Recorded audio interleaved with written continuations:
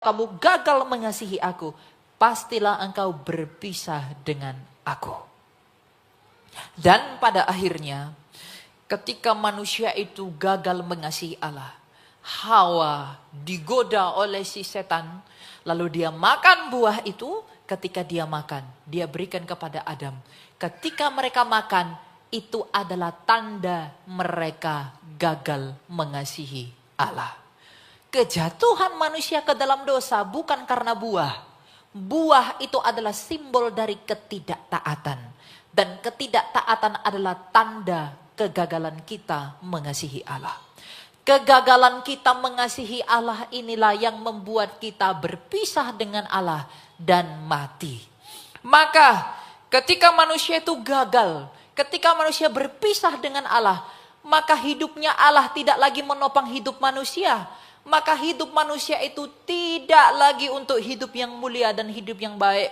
Seperti kipas angin, ketika kabelnya dicabut dari listrik sumber hidupnya, maka kipas itu semakin lama semakin pelan dan akhirnya berhenti. Maka ketika manusia terputus dari pohon kehidupan sumber hidup kita itu, maka manusia itu semakin lama semakin menua dan akhirnya mati. Yang menyebabkan kematian di seluruh dunia ini adalah kegagalan mengasihi Allah. Itulah dosa.